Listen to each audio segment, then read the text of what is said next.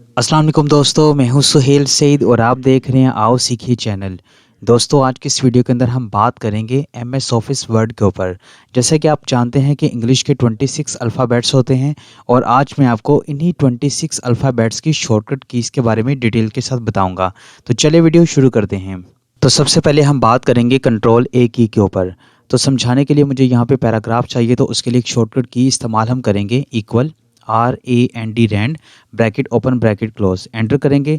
तो देखिएगा यहाँ पे 5 पैराग्राफ ओपन हो चुके हैं। ठीक है, अब मैं आपको यहाँ पे डिटेल के साथ समझाता हूँ।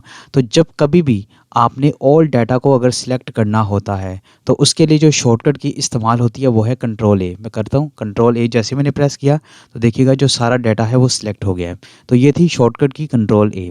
अब हम बात करेंगे कंट्रोल बी की के ऊपर। तो याद रखिएगा, जब कभी भी आपने किसी पैराग्राफ या किसी पैराग्राफ की लाइन या किसी भी वर्ड को प्रोमिनेंट करना हो, कुछ बोल्ड करके दिखाना हो, तो उसके लिए जो की इस्तेमाल होती है वो है कंट्रोल बी। जैसा कि आप देखिएगा, मैं यहाँ पे जो सेकंड पैराग्राफ है इसको मैं थोड़ा सा प्रोमिनेंट करना चाहता हूँ, तो मैं की प्रेस करूँगा कंट्रोल बी। तो ये देखिएगा यहाँ पर ये बोल्ड हो चुका हुआ है। ठीक है, तो ये थी कंट्रोल बी शॉर्टकट की। अब हम बात करेंगे कंट्रोल सी शॉर्टकट की के ऊपर। इस शॉर्टकट की के अंदर हम सीखेंगे कि हम अपने डाटा को किस तरीके से कॉपी कर सकते हैं। तो कॉपी जितना भी आप डाटा करना चाहते हैं आप उतना डाटा सिलेक्ट कर लें। जैसे मैं पहला जो पैराग्राफ है इसे कॉपी करना चाहता हूँ, कीबोर्ड से प्रेस करूँगा कंट्रोल सी। जैसे मैंने कंट्रोल सी प्रेस किया तो ये डाटा कॉपी हो गया है। पेस्ट करने के लिए इसकी एक अलग से की है, वो मैं आपको आगे जाकर बताऊंगा। कंट्रोल वी इस्तेमाल होती है तो मैं आगे जाकर बताऊंगा। ठीक है, तो कॉपी करने के लिए जो की इस्तेमाल होगी वो है कंट्रोल सी। अब हम बात करेंगे कंट्रोल डी की के ऊपर। ये की बहुत ही ज़्यादा इंपॉर्टेंट है। अगर आप असाइनमेंट बनाते हैं और कॉलेज यूनिवर्सिटी में सबमिट करवाते हैं तो आपके लिए ये की बहुत ही ज़्यादा ज़रूरी है। इस की के अंदर हम सीखेंगे कि किस तरीके से फ़ॉन्ट के ऊपर इफेक्ट लगा सकते हैं। ये जो टोटल आपको डाटा दिखाई दे रहा है, अगर आप इसको कैपिटल यानी कैप्स लॉक के अंदर कन्वर्ट करना चाहते हैं तो वो कैसे आप कन्वर्ट कर सकते हैं। ठीक है, ये सारी बातें आप कंट्रोल डी के अंदर सीखेंगे। तो सबसे पहले हम यहाँ पे कंट्रोल ए के साथ डाटा को कर लेते हैं सिलेक्ट और प्रेस करेंगे कंट्रोल डी। ठीक है, अब यहाँ पे देखिएगा सबसे ऊपर है फ़ॉन्ट। यहाँ से आप इसका फ़ॉन्ट जो है वो चेंज कर सकते हैं। यहाँ पे आपको फ़ॉन्ट स्टाइल मिल जाते हैं, रेगुलर, इटैलिक, बोल्ड वगैरह जो आप लगाना चाहें वो लगा सकते हैं। यहाँ पर आप इसके साइज़ को इंक्रीज़ कर सकते हैं। नीचे लिखा हुआ है कॉम्प्लेक्स स्क्रिप्ट, इसके ऊपर भी यहाँ पर आप जो फ़ॉन्ट है उसे चेंज कर सकते हैं, उसके स्टाइल, और यहाँ पे साइज़ को बढ़ा सकते हैं। यहाँ पर आप फ़ॉन्ट के ऊपर कलर लगा सकते हैं और यहाँ पर उसके नीचे अंडरलाइन अगर लगाना चाहें तो वो आप लगा सकते हैं। इसकी एक शॉर्टकट की भी होती है, वो मैं आपको आगे जाकर बताऊँगा। ठीक है, इसके बाद यहाँ पर मेन चीज़ है इफ़ेक्ट, और ये बहुत ही ज़्यादा ज़रूरी होते हैं जब आप कोई भी असाइनमेंट वगैरह बनाते हैं। तो यहाँ पर आप देखिएगा, यहाँ पर जो सारा डाटा है वो प्रॉपर वर्ड के अंदर है, जिसमें पहला वर्ड कैपिटल, बाकी सारे स्मॉल हैं। तो मैं जैसे यहाँ पर ऑल कैप्स के ऊपर क्लिक करता हूँ और ओके प्रेस करता हूँ तो देखिएगा ये सारा डाटा है जो वो कैपिटल में यानी कैप्स लॉक के अंदर कन्वर्ट हो चुका हुआ है। ठीक है, अगेन मैं यहाँ पे कैप्स लॉक को हटा देता हूँ और ओके प्रेस करता हूँ तो ये दोबारा अपनी असली हालत में आ जाता है। इसी तरह अगर मैं इसको हाइड करना चाहता हूँ तो वो कर सकता हूँ, स्मॉल कैप्स के अंदर करना चाहता हूँ वो कर सकता हूँ। इस तरीके से आप इसका यूज़ करना चाहें तो कर सकते हैं, और ये प्रेजेंटेशन के लिए बहुत ही ज़्यादा की इस्तेमाल होती है। ठीक है, तो ये थी हमारी शॉर्टकट की कंट्रोल डी। अब हम बात करेंगे कंट्रोल ई की के ऊपर। इस की के अंदर हम सीखेंगे कि अपने टाइटल को, पैराग्राफ को किस तरीके से आप सेंटर में रख सकते हैं। ठीक है, तो यहाँ पर मैं टाइटल लिख लेता हूँ। जैसे मैं आओ सीखें चैनल का नाम लिख लिया मैंने। ठीक है, आओ सीखें, इसे करूँगा पहले मैं सिलेक्ट और कीबोर्ड से प्रेस करूँगा कंट्रोल ई।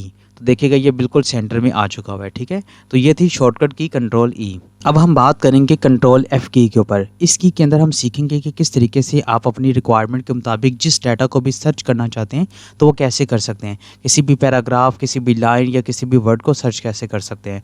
तो उसके लिए की प्रेस करेंगे कंट्रोल एफ। जैसे मैंने कंट्रोल एफ प्रेस किया तो यहाँ पर देखिएगा यहाँ पे मुझे सर्च का ऑप्शन मिल गया। अब इसके अंदर जो कुछ भी मैं सर्च करना चाहूँगा वो यहाँ पे मैं बस टाइप करूँगा। अब जैसे मैं वीडियो सर्च करना चाहता हूँ, कितनी मरतबा यहाँ पर यूज़ हुआ है, तो मैं यहाँ पर वीडियो के स्पेलिंग लिख दूँगा। अब देखिएगा जहाँ जहाँ पर वीडियो यूज़ हुआ है उसने वहाँ पर जो वर्ड है वीडियो को वो सिलेक्ट कर दिया। ठीक है, तो कंट्रोल एफ की मदद से आप किसी भी डाटा को सर्च करने के लिए इस्तेमाल कर सकते हैं। अब हम बात करेंगे कंट्रोल जी की के ऊपर। कंट्रोल जी की का भी इस्तेमाल सर्च पर्पस के लिए होता है, लेकिन ये कंट्रोल एफ से थोड़ा एडवांस होता है। कंट्रोल जी की मदद से आप बहुत बड़े डाटा के अंदर किसी भी स्पेसिफिक वर्ड को, किसी भी लाइन को, किसी भी पैराग्राफ को इजीली सर्च कर सकते हैं। जैसे मैं कीबोर्ड से प्रेस करता हूं कंट्रोल जी, तो देखिएगा यहाँ पर जो कुछ भी मैंने सर्च करना है वो यहाँ पे मैं सिलेक्ट करूँगा। यहाँ पे आपको गो टू की ऑप्शन मिल जाती है। यहाँ पे लिखा भी हुआ है कि गो टू वर्ड, यानी आप section, line, book mark, comment, जो कुछ भी सर्च करना चाहते हैं। ठीक है, आप अपनी रिक्वायरमेंट के मुताबिक वो यहाँ पे क्लिक करेंगे। जैसे फॉर एग्जांपल मैं लाइन सर्च करना चाहता हूँ, लाइन नंबर कह लें कि 5 या 6 मैंने यहाँ पे टाइप कर लिया, 6 में सर्च करना चाहता हूँ और यहाँ पे मैं करूँगा गो टू, तो देखिएगा यहाँ पर लाइन नंबर 6 में इसने आ चुका है यहाँ, ठीक है। अब मैं यहाँ पे तो यहाँ पर देखते हैं 1 2 3 4 5 और ये 6, ठीक है। तो ये बिल्कुल एग्जैक्ट 6 लाइन के ऊपर इसने आपका यहाँ पर सर्च किया है। तो इस तरीके से आप कंट्रोल जी का इस्तेमाल कर सकते हैं। अब हम बात करेंगे कंट्रोल एच की के ऊपर। इस की के अंदर हम सीखेंगे कि किस तरीके से आप एक वर्ड को किसी दूसरे वर्ड के साथ रिप्लेस कर सकते हैं, ठीक है। तो देखिएगा यहाँ पर लिखा हुआ है वीडियो। अगर मैं इस वीडियो को रिप्लेस करना चाहता हूँ सुहेल सईद के नाम के साथ, तो मैं कैसे करूँगा? उसके लिए पहले मैं करूँगा कंट्रोल ए के साथ सारे डाटा को सिलेक्ट, अगर आप सारे डाटा में से करना चाहते हैं, ठीक है। अगर मखसूस डाटा में से करना चाहते हैं तो मखसूस डाटा आप सिलेक्ट करेंगे। तो मैंने सारा डाटा कर लिया सिलेक्ट और की प्रेस करूँगा कंट्रोल एच। अब यहाँ पर लिखा हुआ है फाइंड वर्ड, यानी किसको आप रिप्लेस करना चाहते हैं वो यहाँ पर लिखेंगे और रिप्लेस विद, जिसके साथ आप रिप्लेस करना चाहते हैं वो यहाँ पर आप खुद से टाइप करेंगे, ठीक है। अगर आप एक मरतबा रिप्लेस करना चाहते हैं तो यहाँ पे एक मरतबा रिप्लेस के ऊपर क्लिक करेंगे। अगर पूरे डाटा में से सारी जगहों पे आप रिप्लेस करना चाहते हैं वर्ड को तो रिप्लेस ऑल के ऊपर क्लिक करेंगे। मैं यहाँ पे करता हूँ रिप्लेस ऑल। अब मुझे यहाँ पर शो करवा रहा है कि 4 जगह ऐसी हैं जहाँ पर वीडियो लिखा हुआ है, ठीक है।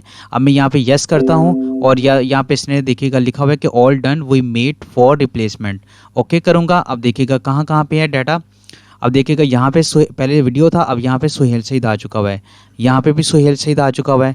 इसके अलावा यहाँ पर ये तीसरी जगह हो गई और ये वाली चौथी जगह हो गई, ठीक है। यानी 4 जगहों पे वीडियो था और 4 जगहों पे इसने उसे रिप्लेस कर दिया सुहेल सईद के साथ।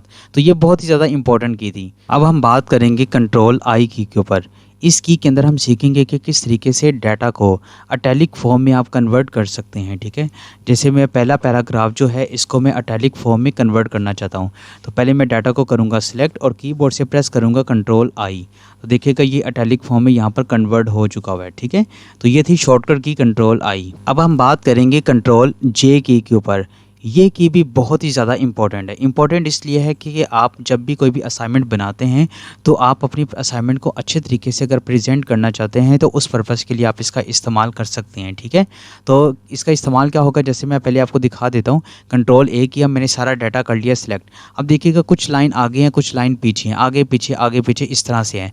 अगर आप चाहते हैं कि ये तमाम लाइन्स एक सीक्वेंस के अंदर आपको दिखाई दें तो उसके लिए जो की इस्तेमाल होगी वो है कंट्रोल जे। तो जैसे मैं प्रेस करता हूँ कंट्रोल जे, तो ये देखेगा यहाँ पर ये जस्टिफाई हो चुकी हैं, ठीक है। सारी जो लाइंस है वो सीक्वेंस में आ चुकी हैं। पहले देखेगा कैसे थी, इस तरीके से थी।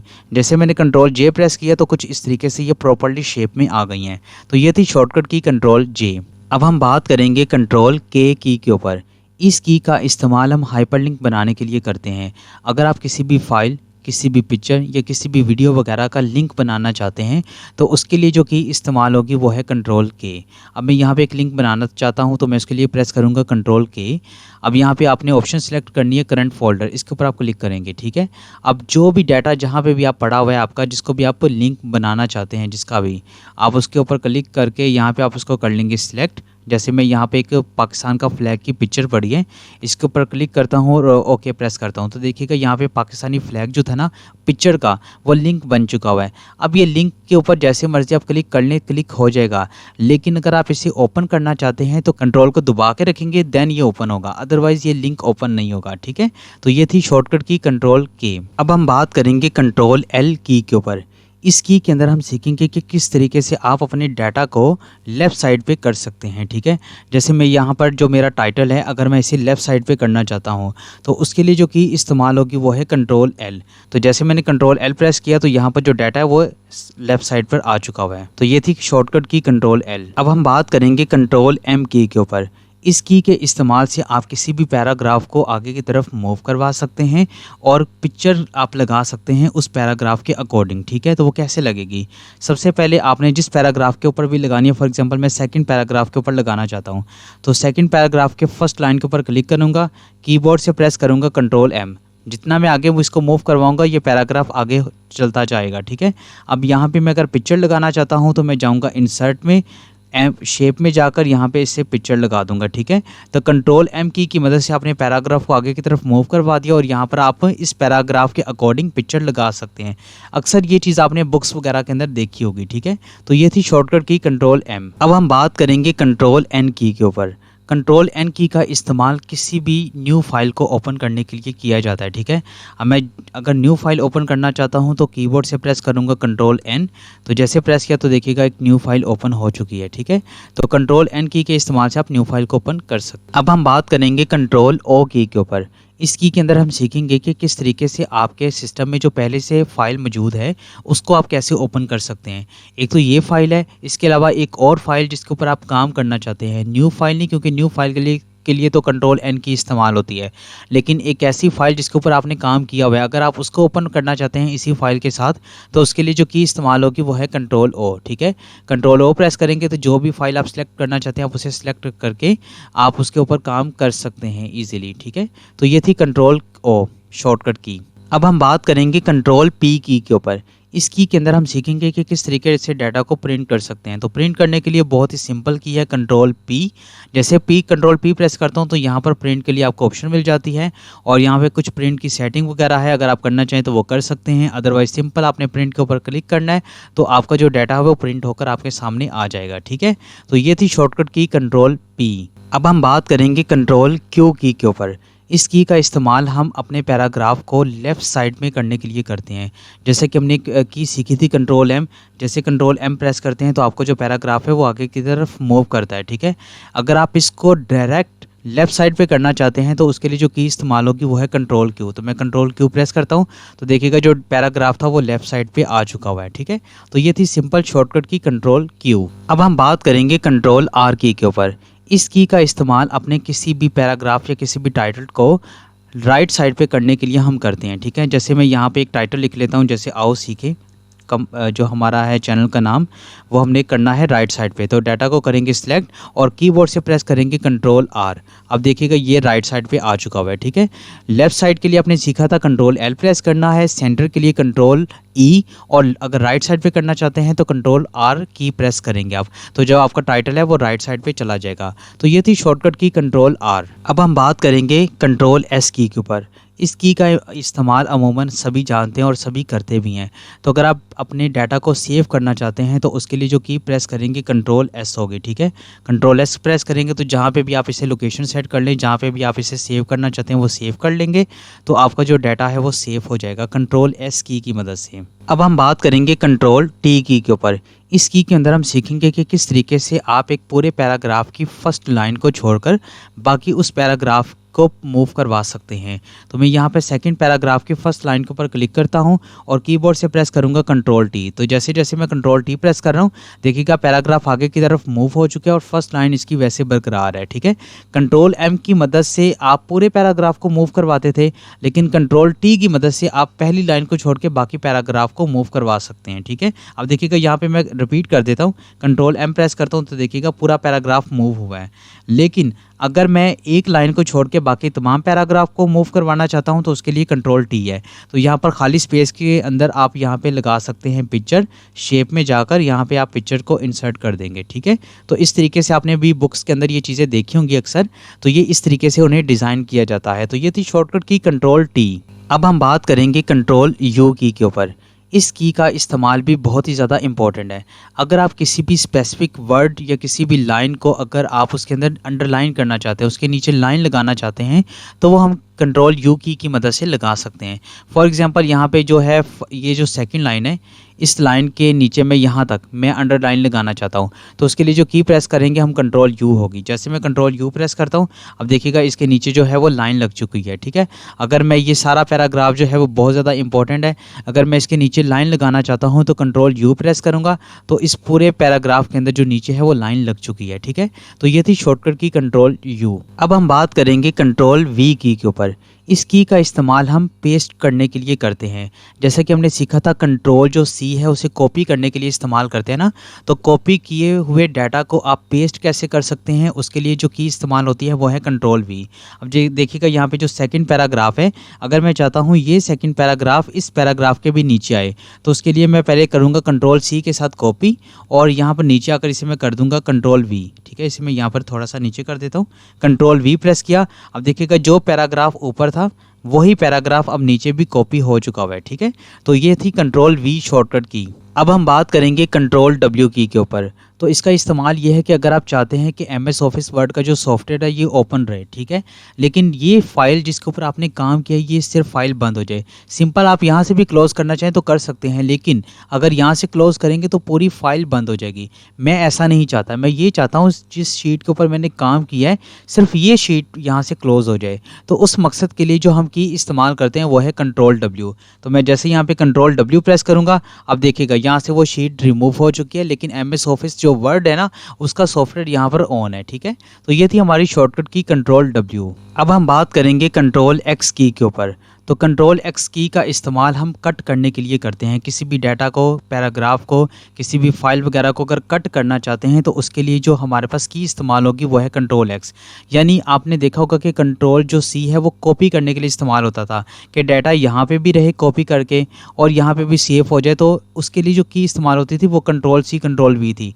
लेकिन अगर आप ये चाहते हैं कि ये जो पैराग्राफ है ये यहाँ से ख़त्म होकर यहाँ पे नीचे टाइप हो जाए तो उसके लिए जो की इस्तेमाल होगी वो है Ctrl+X। तो मैं जैसे यहाँ पे Ctrl+X प्रेस करता हूँ तो ये देखिएगा पहला जो पैराग्राफ है वो कट चुका हुआ है, और यहाँ पे नीचे आकर मैं इसे Ctrl+V के साथ पेस्ट करता हूँ तो जो पहला ग्राफ था वो तीसरा पैराग्राफ बन चुका हुआ है।